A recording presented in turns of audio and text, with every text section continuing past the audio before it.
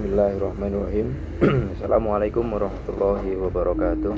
Selamat pagi Ibu Dr. Diah Widiawati, Esos M.Ikom, dan teman-teman mahasiswa Universitas Terbuka yang luar biasa. Kita semua di sini sama-sama sedang berjuang mengatur waktu, mengejar modul, membagi energi antara kerja, keluarga, dan kuliah.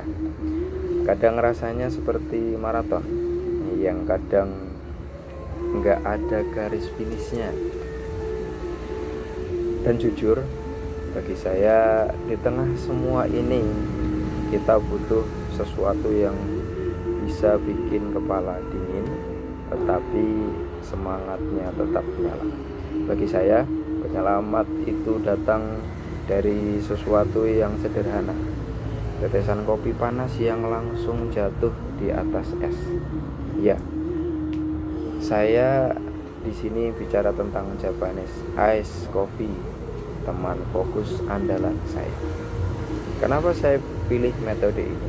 Soalnya kalau cold brew harus menunggu semalaman. Kalau es kopi susu kadang manisnya bikin ngantuk bagi saya atau malah enggak. Tapi Japanese Ice Coffee ini berbeda. Kita tetap pakai air panas untuk menyeduh, jadi aroma dan karakter kopinya tetap keluar maksimal, entah itu fruity, nutty. Kenapa saya pilih metode ini?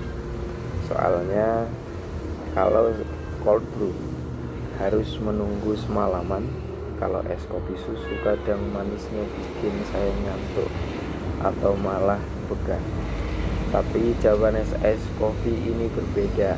Kita tetap pakai air panas untuk menyeduh, jadi aroma dan karakter kopinya keluar maksimal, entah itu fruity, nutty, atau acidity-nya yang lebih segar.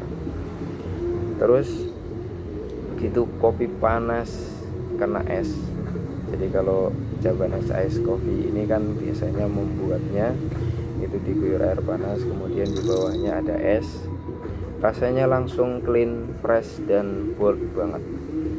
Cepat juga bikin kopi ini, jenis kopi ini cocok buat kita yang hidup dikejar deadline, TTM atau UAS yang tiba-tiba muncul di kalender. Lalu apa hubungannya dengan kopi dengan kehidupan kita sebagai mahasiswa UT?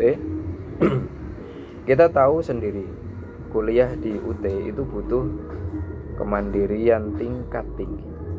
Kita harus jadi manajer waktu, guru, dan murid untuk diri kita sendiri.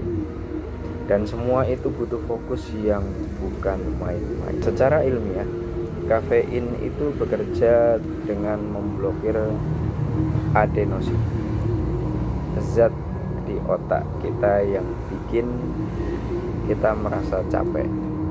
Nah, Japanese Ice Coffee ngasih kita kafein di dalam bentuk yang paling segar. Buat saya, efeknya ada 3. Yang pertama, bikin tetap waspada saat harus belajar malam atau habis pulang kerja. Yang kedua, fokus jadi lebih stabil, terutama kalau lagi menembus modul yang tebalnya udah kayak novel fantasi. Yang ketiga, rasanya itu yang segarnya itu kompleks, jadi semacam mood booster yang bikin kita nggak gampang stres. Biasanya saya membuatnya sebelum mulai belajar.